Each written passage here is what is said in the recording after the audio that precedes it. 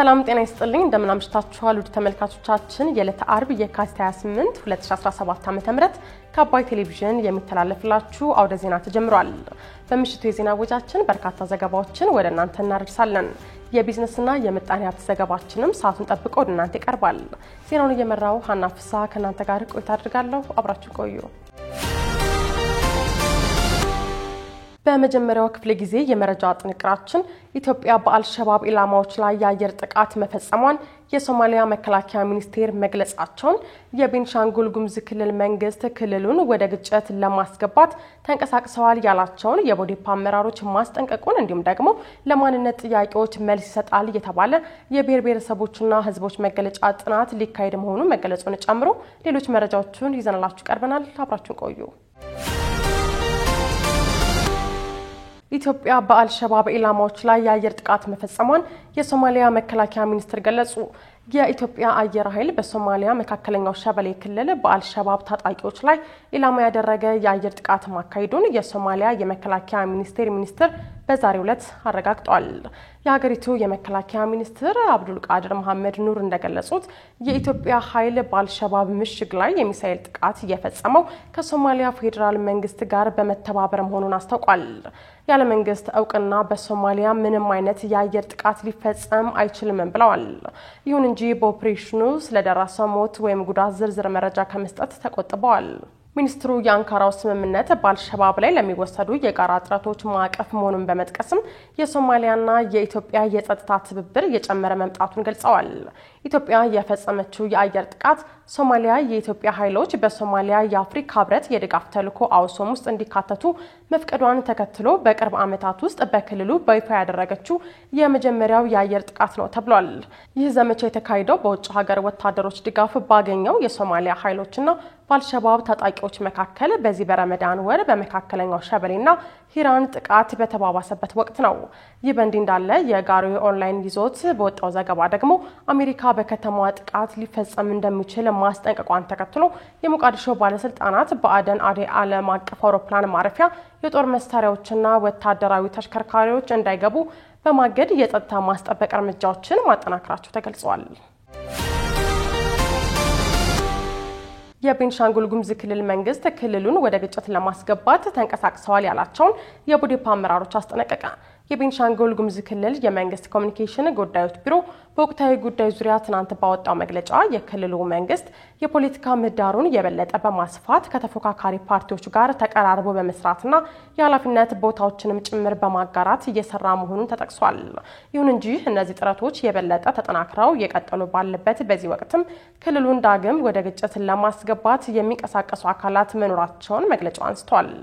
የክልሉ መንግስት በዚህ እንቅስቃሴ ውስጥም እየተሳተፉ ነው በሚል የከሰሰው የተቃዋሚው የቦሮ ዲሞክራሲያዊ ፓርቲ አንዳንድ አመራሮች አባሎችና ደጋፊዎችን ነው።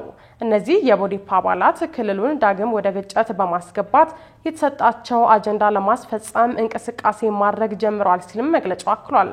በተጨማሪም ህግንና ስርዓትን ለማስከበር ሲባል ተገቢውን ህጋዊ እርምጃ ከመውሰድ ወደ ኋላ እንደማይል ለማረጋገጥ ይወዳል ሲል በድርጊት ውስጥ ተሳትፈዋል ያላቸውን አካላት አስጠንቅቀዋል። ከሌሎች ፓርቲዎች እጅግ በተለየ ሁኔታ አጀንዳዎችን በመፍጠርና በተዛባ ሁኔታ ለህዝብ በማድረስ ተጠምደዋል ያላቸው አካላት ከድርጊታቸው እንዲቆጠቡ አሳስበዋል። ክልሉ ይህንን መግለጫ ያወጣው የቦሮ ዲሞክራሲያዊ ፓርቲን የወከሉ 3 የክልል ምክር ቤት አባላት በቅርቡ የጸደቁ 2 አዋጆችን የተመለከተ አቤቱታ ለህገ መንግስት ጉዳዮች አጣሪ ጉባኤ ካቀረቡ ከ2 ቀናት በኋላ ነው። ለማንነት ጥያቄዎች መልስ ይሰጣል የተባለ የብሔር ብሔረሰቦችና ህዝቦች መገለጫ ጥናት ሊካሄድ መሆኑ ተገለጸ። በኢትዮጵያ የተለያዩ የማህበረሰብ ክፍሎች ለሚያነሷቸው የማንነት ጥያቄዎች በሳይንሳዊ መንገድ ምላሽ የሚሰጥ የብሔር ብሔረሰቦችና ህዝቦች ማንነት መገለጫ ጥናት ሊያካሂድ መሆኑ ተገልጿል።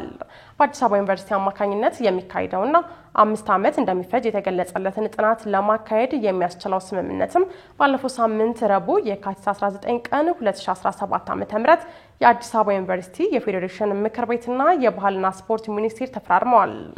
የፌዴሬሽን ምክር ቤትን ወክለው በስምምነቱ ላይ ፊርማቸውን ያሰፈሩት የምክር ቤቱ አፈ ጉባኤ አቶ አገኘው ተሻገር ለሁላችንም ማጣቃሻ ሊሆን የሚችል ነገር እንደ ሀገር አልተሰራም ሲሉ ተናግረዋል።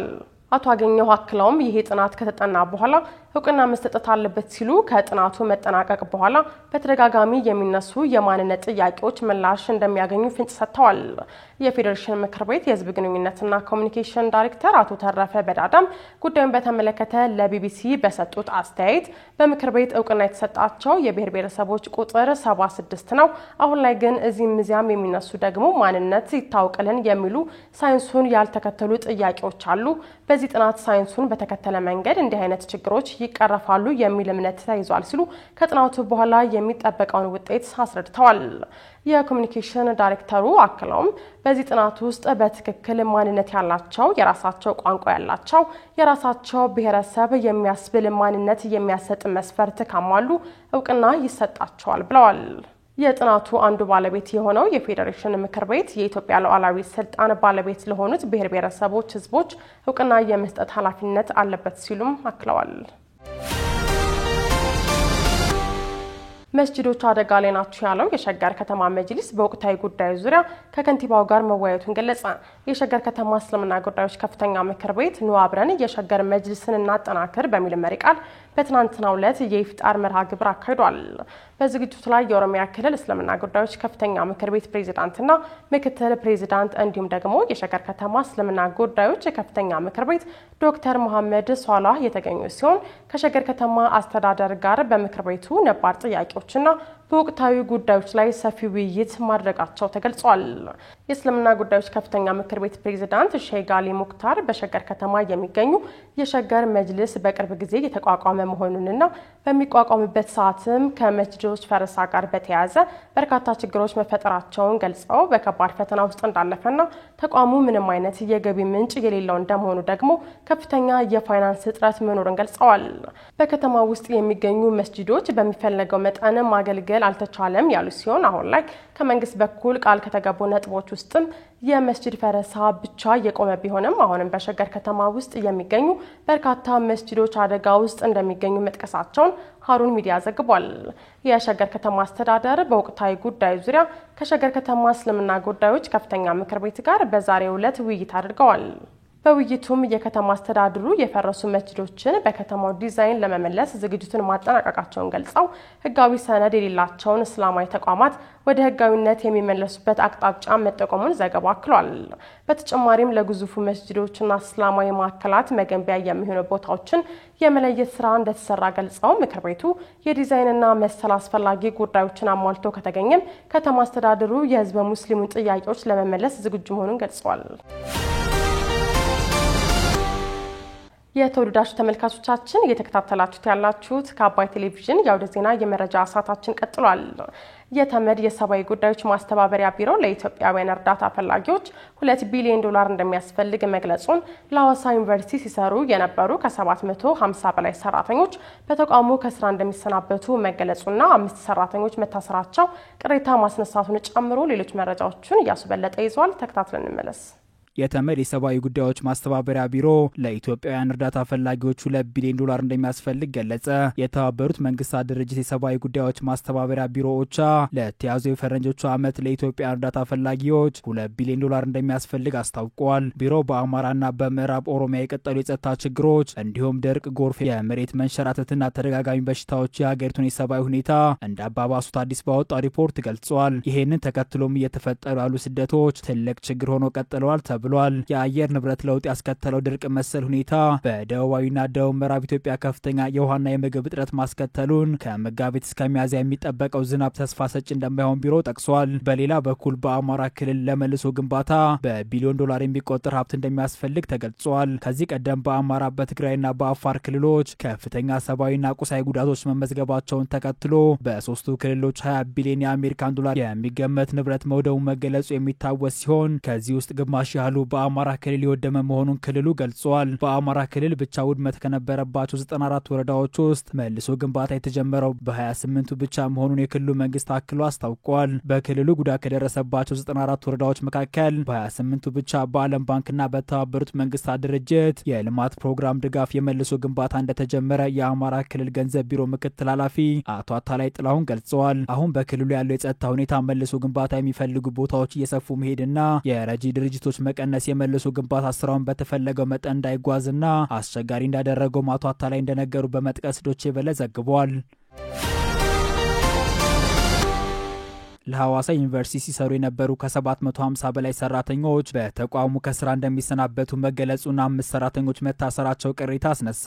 በማህበራት ተደራጅተው ከ15 ዓመት በላይ ለሐዋሳ ዩኒቨርሲቲ ያገለገሉ ከ750 በላይ ሰራተኞች የደሞዝ ማሻሻያ በመጠየቃቸው ብቻ ተቋሙ ከስራ ገበታቸው እንደሚያሰናብታቸው መግለጹንና ከጥያቄው ጋር ተያይዞ ከ5 በላይ ሰራተኞች መታሰራቸውን ገልጸዋል። ለደህንነታቸው በመስጋት ስሜ ባይጠቀስ ያሉ ሰራተኛ በዩኒቨርሲቲ ውስጥ ለ17 ዓመታት ያህል በዝቅተኛ ደሞዝ በጽዳት ስራ ተቀጥረው ሲሰሩ መቆየታቸውን ገልጸው የደሞዝ ጭማሪ ጠይቀው ካልፈለጋችሁ ውጡ የሚል ምላሽ እንደተሰጣቸው ገልጸዋል። የጽዳት ሰራተኛ ሆኜ በወር 1100 ብር እየተከፈለኝ አገልግያለሁ ያሉት አንድ አስተያየት ሰጪ ጭማሪ ስንጠይቅ የምንከፍላችሁ ጭማሪ የለም እናሰናብታችኋለን አሉን ሲሉ መናገራቸውን በመጥቀስ አዲስ ስታንዳርድ ዘግቧል። አክለውም ከ750 በላይ ሰራተኞች በማህበራት ተደራጅተው ለበርካታ ዓመታት በተቋሙ በሚገኙ የተለያዩ ሙያ መስኮች ሲሰሩ ቢቆዩም በቅርቡ ከነሱ በኋላ የመጡ ሰራተኞች ቋሚ መደረጋቸውና ከነባሮቹና በማህበራት ስር ካሉት ሰራተኞች አንጻር አብላጫ ወርሃዊ ክፍያ እንደሚያገኙ ጠቁመዋል። ይምጡ በዝና በተሰኘ ማህበር ስር ተደራጅተው ለሐዋሳ ዩኒቨርሲቲ በመስተንግዶ የስራ ዘርፍ ሲሰሩ መቆየታቸውን የተናገሩ ሌላ ሰራተኛ በበኩላቸው ለአመታት በዝቅተኛ ደሞዝ ሲሰሩ ቆይተው አሁን ላይ የደሞዝ ጭማሪ እንዲደረግላቸው ቢጠይቁም ከዩኒቨርሲቲው የስራ ኃላፊዎች የተሰጣቸው አሉታዊ ምላሽ እንዳሳዘናቸው ገልጸዋል። አያይዞም አሁን ላይ የደሞዝ ማሻሻያ የጠየቁ ከ750 እስከ 800 የሚደርሱ ሰራተኞች የስራ ማጣት ስጋት ከፊታቸው መደቀኑን ይገልጻሉ። አክለውም የደሞዝ ማሻሻያ ቢጠይቁም ከዩኒቨርሲቲ የስራ ኃላፊዎች የስራ ውላቸው እንዲቋረጥ ማስጠንቀቂያ እንደሰጧቸውና የታሰሩ ሰራተኞች እንዳሉም ተናግረዋል። ጉዳዩን በተመለከተም በአጥባቂ ተቋምን ጨምሮ ለሚመለከታቸው ተቋማት ቅሬታቸው ማቅረባቸውን የገለጸው ዘገባው በጉዳዩ ዙሪያ ዩኒቨርሲቲ ኃላፊዎችን ለማነጋገር ያደረገው ጥረት አለመሳካቱን ጠቅሷል። የትራምፕ አስተዳደር ደርዘን ገደማ የአሜሪካ ውጭ ዲፕሎማሲ ተልእኮችን ሊዘጋ መሆኑ ተገለጸ። የትራምፕ አስተዳደር ደርዘን ገደማ የአሜሪካ ውጭ ዲፕሎማሲ ተልእኮችን ሊዘጋ መሆኑ ተገልጿል። የአሜሪካ ውጭ ጉዳይ ሚኒስቴር በቀጣይ ወራት በተለይ በምዕራብ አውሮፓ ያሉ ደርዘን ገደማ ቆንስላዎችን ለመዝጋትና በዓለም አቀፍ ደረጃ ያሉትን ሰራተኞች ለመቀነስ እየተዘጋጀ እንደሚገኝ ሮይተርስ በርካታ የአሜሪካ ባለስልጣናትን ጠቅሶ ዘግቧል። እንደ ዘገባው ከሆነ የውጭ ጉዳይ ሚኒስቴሩ በዋና መስሪያ ቤቱ ስር በሰብአዊ መብት፣ በስደተኞች፣ በዓለም አቀፍ የሰዎች ዝውውር እና በተመሳሳይ ጉዳዮች የሚሰሩ ሰራተኞች ያሉባቸውን ቢሮዎች ወደ አንድ ለማጣመር እየሰራ ነው ተብሏል። ትራምፕና ቢሊዮነሩ ኤለን መስክ ወጪ ለመቀነስ የአሜሪካ የስለላ ድርጅት ሲአይኤን ጨምሮ የፌዴራል የመንግስት መስሪያ ቤት ሰራተኞችን በከፍተኛ ቁጥር እያባረሩ እንደሚገኝ ይገለጻል። ትራምፕ በምርጫ ቅስቀሳ በሚያደርጉበት ወቅት ታማኝ ያልሆኑ ሰራተኞችን በማባረር እንቅፋት የሚሆንባቸውን አሰራር እንደሚያጸዱ በተደጋጋሚ ሲናገሩ ተደምጠዋል። ተቺዎች እንደሚሉ ከሆነ ደግሞ የአሜሪካ የዲፕሎማሲ ሰራተኞች ቅነሳ በመላው ዓለም በቢሊዮን የሚቆጠር ዶላር ዋጋ ያለው እርዳታ ከሚያሰራጨው የአሜሪካ የእርዳታ ድርጅት መዘጋት ጋር ተዳምሮ ቻይናና ሩሲያ ለመሳሰሉ ተቀናቃኝ አደገኛ ክፍተት የሚፈጥር ነው ይላሉ።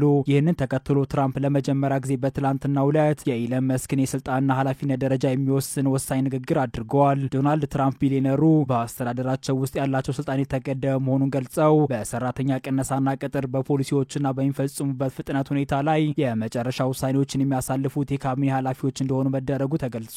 በዚህ ስብሰባ ላይ ታድሞ የነበረው ኤለን መስክ በፕሬዝደንቱ መመሪያ እንደሚስማሙ አስታውቀዋል።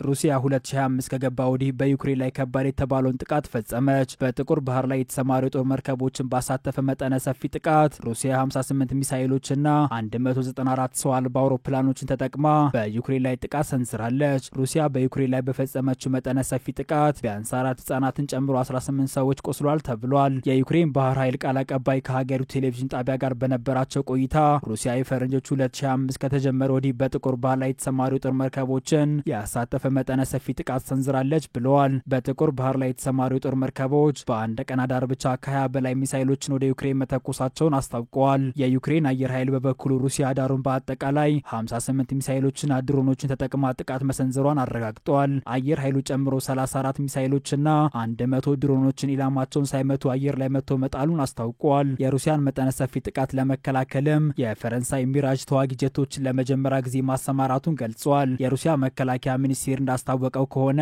የሩሲያ ኃይሎች በትላንትናው ዕለት ሞስኮ ዶኔስክ ክልል ውስጥ የሚገኘውን አንድሪሽካ የተባለው መንደር መያዛቸውን አስታውቋል። ከአባይ ቴሌቪዥን የሚተላለፍላችሁ የምሽት ዘገባችን አሁንም እንደቀጠሉ ናቸው። ውድ ተመልካቾቻችን አሁን ደግሞ የቢዝነስና ምጣኔ ሀብት ጉዳዮች የሚቀርቡበት ሰዓት ላይ ደርሰናል። መረጃዎቹን ዳሩ ሰላም ተሾመ ይዛለች። በድጋሚ አብራችሁን ቆዩ።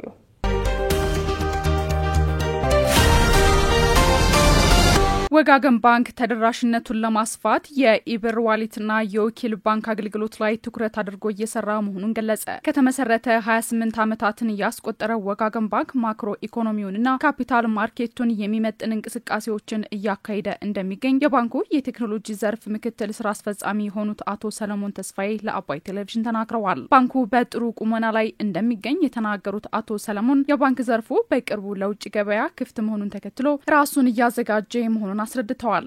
አክለውም በኢትዮጵያ የካፒታል ገበያ ውስጥ በባንኩ ስር የነበሩ አክሲዮኖችን ለሽያጭ በማቅረብ ፈርቀዳጅ ለመሆን መቻሉን ገልጸዋል። ባንኩ ከጊዜው ጋር አብሮ ራሱን እያዘመነ ነው ያሉት ምክትል ስራ አስፈጻሚው ባንኩ በዘርፉ ላይ ሊፈጠሩ የሚችሉ አዳዲስ ክስተቶችን ለመቀበል ራሱን ዝግጁ አድርጎ እየጠበቀ መሆኑን ገልጸዋል። ባንኩ በዲጂታል ዘርፍ በርካታ እንቅስቃሴዎችን እያደረገ መሆኑን የጠቀሱት አቶ ሰለሞን የሞባይል ባንኪንግ፣ የኢለርኒንግ፣ ኢብር፣ ማስተር ካርድ ላይ ያተኮሩ ስራዎችን እየሰራ መሆኑን አንስተዋል። ባንኩ በቅርቡ የባንክ አገልግሎትን ተደራሽነት ከማስፋት አንጻር በተለይም ባንኮች በተገቢ ሁኔታ ያልደረሷቸውና ፍጹም የሌለባቸው አካባቢዎች ታሳቢ ያደረገ የኢብር ዋሌትና የወኪል ባንክ አገልግሎት ይዞ መምጣቱን ጠቅሰዋል። ሌንዲንግ ላይ ያሰራን ነበር፣ ካርዶቻችን ላይ ያሰራን ነበር፣ ሞባይል ባንክ ላይ ያሰራን ነበር። ከዛ ይሄን ሁሉ ካደረግን በኋላ ስቲል ዴር ኢዝ ሚስ የሚደረግ ማህበረሰብ አካል አለ። ያ ማህበረሰብ አካል በተለይ በባንክ ቅርንጫፍ የሌለበት፣ ሊትሬሲ የሌለበት ሁሉም ጋር ብራንች ማድረግ ስለማንችል አክሰሲቢሊቲ በጣም ማስፋት ስለሚያስፈልግ ተደራሽነትን ማስፋት ስለሚያስፈልግ ከዛ አንፃር ያለን አማራጭ ሁለተኛው አማራጭ ምንድነው? ኤጀንት ባንኪንግ ወይ ዋሌት ባንኪንግ ብሎ ማስተዋወቅ አለብን። ዋሌት ባንኪንግ ማለት ለዚች ሀገር ወር ለኢንዱስትሪው አዲስ ሊሆን ይችላል። ነገር ግን ለኛ ሰርቪስ ግን አዲስ መሆን አለበት ብለን ስለምናስብ እኛ ያልደረስነውን ከስተመር በወጋገን ባንክ ቅርንጫፍ በወጋገን ባንክ ሞባይል ባንክ ያልደረስነውን ደንበኛ ወር ማህበረሰብ ክፍል በዋሌት በኤጀንት በኩል ለመድረስ ያስበን የተነሳነበት ፕላትፎርም ነው። ማንም ሰው በቀላሉ ኮከብ 602 መሰላል በመደወል የወጋገን ኢብር ዋሌት የዲጂታል አማራጭ አገልግሎት ማግኘት ይችላል ያሉት ስራ አስፈጻሚው በማንኛውም ስልክ መጠቀም የሚያስችል ቀላል ፈጣንና ተደራሽ መሆኑንም ገልጸዋል። ይሄ ዋሌት ትልቁ ስራው አንደኛ ፔመንት ያቀላጥፋል። ምክንያቱም ፔመንቶች ከዚህ በኋላ የግድ በባንክ መሆን የለባቸው። አንድ ሰው አንድ ፔመንት ለመክፈል የግድ ባንክ አካውንት ኖሮት ሞባይል ባንኪንግ ኖሮት ባለበት ኢዝሊ ገንዘቡን አግኝቶ እዛው ክሬት አድርጎ ዋሌት አካውንቱ እዛው የዲጂታል ኢኮሲስተሙ አካል መሆን ይችላልና ይሄንን እድል የሚፈጥር ኦፖርቹኒቲ ነው ይዘን የመጣ ነው እንደ ወጋገን ኢብር። ተጨማሪ ፔመንት ፋሲሊቴሽን፣ ፔመንት ኦፕሽኖች፣ የዋሌት ባንኪንግ ሰርቪስ እንዲሁም ኤጀንት ባንኪንግ ምክንያቱም በጣም ከከተማ ተለይ ወጣን በመጣን ቁጥር ቅርንጫፎቻችን የሳሱ የሚገኙት ሲቀጥል ደግሞ ይሄ ሰርቪስ 24/7 የሚሰራው ምክንያቱም ኤጀንቶች የሚሰሩ ይችላሉ። በኤቲኤሞች መውጣት የሚቻልበት መንገድ አለ። የዋሌቱን ኤኒ ታይም ቤት ሆኖ መክፈት የሚቻልበት ስላለ ከባንኪንግ የተለመደው ባንኪንግ ወርኪንግ አወር ውጪ ባንኪንግ ሰርቪስ የምናገኝበት ፕላትፎርም ነው ማለት እንችላለንና በሰፊ ደግሞ በሁሉም ሀገሮች ደግሞ መስራት የሚችል ነው። throughout the country የተንቀሳቀስን ይሄን የፔመንት ፕላትፎርም መጠቀም ዋሌት ፕላትፎርም መጠቀም እንችላለን። ወጋገን ኢብር ይሄ ነው ትልቁ አላማው። ገና የሁለት ወር እድሜ ያለው ግን ፕሮሚሲንግ ፊውቸር ያለው ፕሮዳክት በጣም ቀላል በሆኑ ሶስት ስቴፖች አካውንቱ መክፈት የሚችልበት ኢሚዲየትሊ የኢኮሲስተሙ የፋይናንሻል ኢንክሉዥን አካል የሚሆንበት መንገድ አለ። ስለዚህ ኢሚዲየትሊ ያን ነገር ሲያደርግ ያ ግለሰብ ኢሚዲየትሊ የባንክ ፕላትፎርም ላይ ይገባል፣ ገንዘብ ማንቀሳቀስ ይችላል። ያለውን ገንዘብ ከባንክ ይስባል፣ ከሌላ ሰው መቀበል ይችላል፣ ከዛ ወደሚፈልገው ነገር ማዋል የሚችልበት ነው። ስለዚህ በጣም ቀላል ማንኛውም ስልክ የትኛውም ስልክ ያለው ሰው መጠቀም ይችላል። በትራዲሽናል በሆነው ወይ በ602 በዩሲሲዲ በሞባይል አፕ ደግሞ በአንድሮይድም በአይኦስም በአይፎንም በሳምሰንግም በትራዲሽናል ብንለው ነገር መጠቀም የሚችልበት ነው ያለው። ስለዚህ በጣም ቀላል እንደገባ ብዙ ምርጫዎች የሚያገኝበት አንደኛ ከባንክ ትራንስፈር ማድረግ ይፈልግ የሚያደርግበት ዊዝን ዘ ባንክ ሲስተም ማድረግ የሚችልበት ፔመንቶች መፈጸም የሚችልበት ኤጀንት ጋር ሄዶ ብር ማውጣት የሚችልበት ሌሎች ጋርም እንደዛው ተጨማሪ እንትኖች ያለውና ይሄ ነው ዋናው ፕሮዳክት ዋይዝ ነው። ምክትል ስራ አስፈጻሚው አክለውም ባንኩ ወደ ስራ ስላስገባው የወኪል ባንክ አገልግሎትም ተከታዩም ብለዋል። የወኪል አገልግሎት ነው ቅድም እንዳልኩ አሁን ወደ ተለመደው የባንኪንግ ሰርቪስ ያንድ ባንክ ቅርንጫፍ ይኖራል። እዛ ቅርንጫፍ ላይ የምትስተናገደው ወይ ደግሞ ምናልባት አሁን ያደገ መጣው ኤቲኤሞችና ፖስቶች ላይ የምትስተናገደው። ከዛ ውጪ ግን ግለሰቦች ባንኩን ወክለው ለምሳሌ ወጋገን ባንክ የሚያለምናቸው ወኪሎች ገንዘብ ተቋማት ሊሆኑ ይችላሉ፣ ሱቆች ሊሆኑ ይችላሉ፣ ኤኒ መደብር ወኪንግ ኤጀንቶች ሊሆኑ ይችላሉ። እነዛ ህጋዊ ወጋገን ባንክ የመለመላቸው ወጋገን ባንክ በአግባቡ የሚመለከተውን የክሊራንስ የሰጣቸው ወጋገን ባንክን ወክለው የሚሰሩ ወኪሎች ናቸው። እነዛ ወኪሎች ሊሚት አላቸው። ኦፍ ኮርስ ብሔራዊ ባንክ ያስቀመጠው እንትን አለ። በዛ መሰረት ለምሳሌ አንድ ሰው እዛ ቦታ ላይ ኤቲኤም ባይኖር፣ ፖስ ባይኖር፣ ቅርንጫፍ ባይኖር ገንዘብ ማንቀሳቀስ ቢፈልግ ከዛ ወኪል ሄዶ ገንዘብ መቀበል ይችላል። ገንዘብ ማስገባት ቢፈልግ እዛ ወኪል ሄዶ ገንዘብ ማስገባት ይችላል። እነዚህ ኤጀንቶች ግን ወኪሎች ግን ወጋገን ባንክን ወክሎ ገንዘቡን ባላፊን ተረክቦ ማስቀመጥ ይችላል። ባላንሱን ደግሞ ከስልኩ ላይ ማየት ይችላል። ያንን ይዞ የፈለገበት ሄዶ ክፍያ መፈጸም ይችላል። አት ዘ ሴም ታይም ደግሞ ገንዘብ ቢፈልግ ለምሳሌ በዛ ጉል ሰዓት ላይ አንዳንድ ኢመርጀንሲ ነገር ቢፈልግ እዛ ወኪል ሄዶ ገንዘቡን ማግኘት የሚችልበት እንደ ወኪሉ የስራ ሰዓት ማለት ነውና ወኪል ባንኪንግ በጣም በስፋት መሰራት ያለበት እንዳገር። ምክንያቱም ባንኮች ቅርንጫፍ በጣም ውድ ነው። ቅርንጫፎችን መክፈት ሰራተኛ አለ፣ ሰው ኃይል አለ፣ ብዙ ነገር ይፈጥራል። ስለዚህ ያን ነገር አቮይድ ከማድረግ አንፃር ሰብስታንሻሊ ለባንኮች ጥቅም ያለው ነገር ነው። ወጋገን ባንክ ምን አንደርስታንድ ከማድረግ ነው። ሌላ ደግሞ ትልቁ ነገር የስራ እድል ይፈጥራል። በነገራችን ላይ ወኪሎች ተጨማሪ ስራ ያመጣላቸዋል። ስለዚህ እንዳገርም ካየነው ኢኮኖሚው ላይ ራሱ የሆነ ጉልህ የሆነ አስተዋጽኦ ይኖራል። ምክንያቱም እነዚህ ወኪሎች በትራንዛክሽን የሚያገኙት ገቢ ያላቸው የተራሃቸውም ስራም ስላላቸው ተጨማሪ የስራ እድልም ዞን እንደሚመጣ መታሰብ እና ታሳቢ ማድረግ ይቻላል።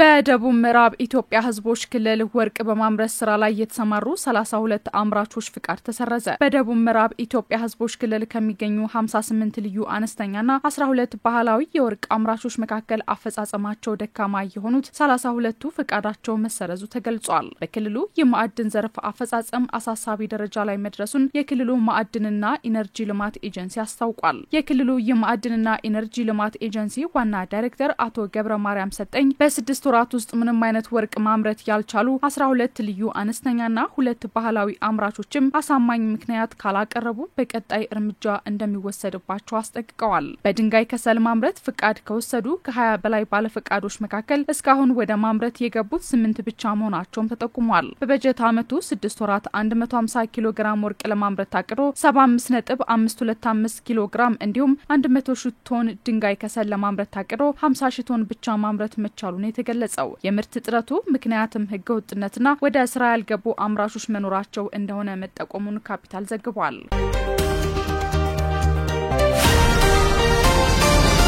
እናት ባንክ የሴቶች ቀንን በማስመልከት ከ4 ሆስፒታሎች ጋር በመተባበር የልዩ ቅናሽ የህክምና አገልግሎት አቀረበ። እናት ባንክ በዓለም አቀፍ ደረጃ ለ114ኛ ጊዜ በኢትዮጵያ ደግሞ ለ49ኛ ጊዜ የሚከበረውን የሴቶች ቀንን አስመልክቶ በአጋርነት ከሚሰሩ የህክምና ተቋማት ጋር በመተባበር ለደንበኞቹ በልዩ የዋጋ ቅናሽ ለ1 ወር የሚቆይ የህክምና አገልግሎት ማዘጋጀቱን አስታውቋል። ደንበኞች እናት ጤና የቁጠባ ሂሳብን ተጠቅመው በዋሽንግተን የህክምና ማዕከል በመቅረዝ ሆስፒታል በአዲስ ህይወት ሆስፒታል እንዲሁም በስዊስ ዲያግኖስቲክስ ኢትዮጵያ በልዩ ቅናሽ የተለያዩ በሽታዎችን ለመከላከል አስቀድመው የህክምና ምርመራ እንዲያደርጉና የጤና እክል ሲያጋጥማቸው ጥራት ያለውና ቀልጣፋ የህክምና አገልግሎት እንዲያገኙ ለማድረግ ለ1 ወር የሚቆይ የሴቶችን ቀን ለደንበኞቻችን ጤና በሚል መሪ ቃል አዘጋጅቷል። በዚህም የባንኩ ደንበኞች እናት ጤና የተሰኘውን የቁጠባ ሂሳብ በመያዝ በህክምና ተቋማት ይዘው በመገኘት ህክምናውን ማግኘት እንደሚችሉ የባንኩ የኮርፖሬት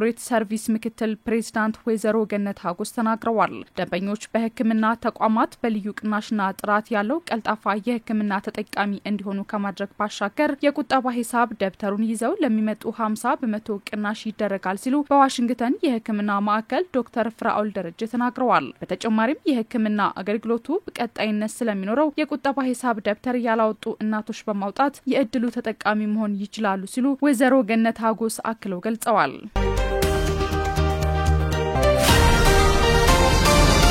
ተደራሽ የገንዘብ ቁጠባና ብድር ከበላይ አብ ሞተርስ 50 የኤሌክትሪክ መኪኖችን ለመረከብ ተፈራረመ። ተደራሽ የገንዘብ ቁጠባና ብድር ኃላፊነቱ የተወሰነ የህብረት ስራ ማህበር 50 የኤሌክትሪክ መኪናዎችን ለመግዛት ከበላይ አብ ሞተርስ ኃላፊነቱ የተወሰነ የግል ማህበር ተረክቦ በቀጣይም በአጋርነት በጋራ ለመስራት በዛሬው ዕለት የመግባቢያ ሰነድ ተፈራርሟል። የብድር መስፈርቱን ላሟሉ አባላቶች የተወሰኑ መኪኖችን ያስረከበ ሲሆን ይህ ብድርም እንደ ፍላጎታቸው ረዘም ባለ አመት እንደሚከፈል ነው የተገለጸው። ሐምሌ 2 ቀን 2009 ዓ.ም በ24 መስራች አባላትና በ24 ሺህ ብር ካፒታል የተቋቋመው ተደራሽ በአሁኑ ሰዓት ከ8 ሺህ በላይ አባላትና ከ250 ሚሊዮን በላይ ካፒታል ያለው ሲሆን ከ1200 በላይ ለሆኑ አባላት ብድር መስጠት የቻለ የማህበረሰብ አቀፍ የህዝብ ተቋም መሆኑን የተደራሽ ገንዘብ ቁጠባና ብድር ኃላፊነቱ የተወሰነ ህብረት ስራ ማህበር ዋና ስራ አስፈጻሚ አቶ አለማየሁ ታመነ ተናግረዋል። ከአዲስ አበባ ውጪ ቅርንጫፍ መኖሩንና በቀጣይ ማህበሩ የራሱን ህንጻ ለመገንባት ወደ ስራ መግባቱንና